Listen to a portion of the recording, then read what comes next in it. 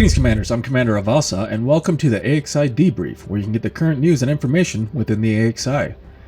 This week the Astras has a wealthy reserve of credits, a few bugs popped up after fleet carriers launched, and the carrier command program numbers swell.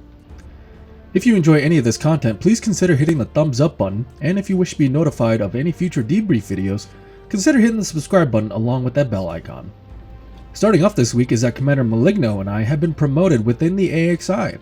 Commander Maligno has earned the Coordinator rank, which means he is now a full-fledged staff member within the AXI, and I received the spot of Director, which is a probationary staff position. I want to say thank you to all the staff and to all the commanders that I've had the pleasure of flying with, and I look forward to serving the AXI community and its members further, so thank you to all of you. Our call for building up the additional funds for the Astras has been completed. The Astras has built up an immense reserve of 5,306 low-temperature diamonds and was moved to be sold. This allows the Astras to support our commanders for any future operations, and so thank you to all the commanders out there that participated in this large undertaking and volunteering their time and low-temperature diamonds.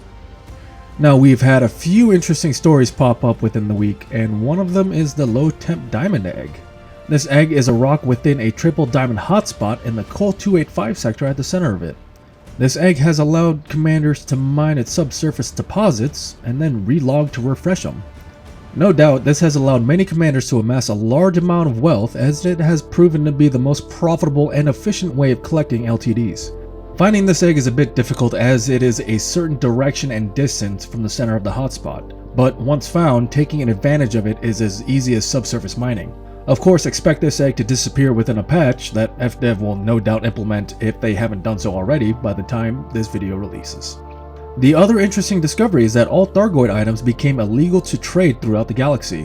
When Thargoid items became legal to be traded, it is when FDev removed the UA bombing ability back in 2018. This is rather unfortunate for a few commanders, as they are required to fly with Thargoid sensors to be able to access the Thargoid bases to check out the unknown galaxy map that it projects. Even flying with a Thargoid heart has been illegal, so for those commanders such as myself collecting Thargoid hearts for your personal fleet carriers, if you're caught with them, you receive a fine and reputation standing loss. Even selling these items to a station is impossible because they are unable to be sold in the black market.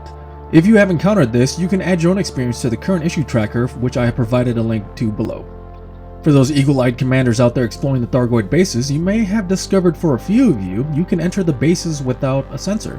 This is no doubt a bug introduced within the fleet carrier patch, and it's only been shown to work for a few commanders that I've noticed, but if you're able to enter the bases yourself without the need for a sensor, then I would encourage those of you that have never seen the inside of one to check it out yourself. Of course, to activate the machine in the center, you would need the sensor, a probe, and a link to allow the unknown galaxy map to pop up, unless you're dropping a guardian thing in there somewhere where it just goes completely hostile and pushes you to the end and makes you try to blow up. As of the opening of the AXI Carrier Command Program, we've had 30 commanders within our community registered their carriers. This is without a doubt a large number of carriers within the program ready to assist our commanders for any future operations, and honestly I'm really surprised at how many commanders have fleet carriers in the first place, especially with the high entry costs and maintenance requirements. This shows that fleet carriers have had a large impact on the galaxy as a whole. Now, of course, thank you to all the commanders out there that registered their carrier to the program, and we look forward to operations where we can begin bringing them into the fight and start squashing some bugs. The Anti-Xeno Initiative website continues to receive a lot of love and attention, and one of the things you can check out is the Hall of Fame within the site. The Hall of Fame has a plethora of amazing achievements from exceptionally skilled commanders pulling off feats that many of us can only dream about doing. If you are curious about what kind of kills have been achieved, you can look no further than the Hall of Fame itself. With the general news out of the way, we now move on to the commander achievements, and the first commander opening it up for us this week is Commander Todd Quiller, taking on 3 Cyclopses with this Challenger. I personally enjoy seeing Challenger kills up here, as it's one of my most favorite ships to fly. Commander Cowboy Trucker also pulled off a triple Cyclops kill, but in his Crate Mark II, so please congratulate these commanders for performing multi-Goid kills. Commander GTJ brings in a ship rarely seen in the AX field, and that's the Python. With it, he took out a Hydra, showing that even with the ships rarely seen in the field, you can still take out the highest variant of Interceptors. And speaking of the highest variant, Commander Ilios20 performed his first Hydra solo. Taking on a Hydra is one of the most challenging fights any AX commander climbing the ranks can take on. Next up, we have 3 commanders who performed a Hauler versus Cyclops kill. And the first one is Commander Davia, the second one is Commander Katie Byrne, and the third is Commander Maraka. The Hauler is one of the most fun and decently challenging ships to fly in AX combat, as it's very maneuverable, but still brings with it the challenge of having only one weapon hardpoint. A few commanders have even brought out the Hauler unengineered, and that is what Commander Maraka did with his Cyclops kill. So congratulations to these 3 commanders for pulling off one of the most fun Interceptor kills out there.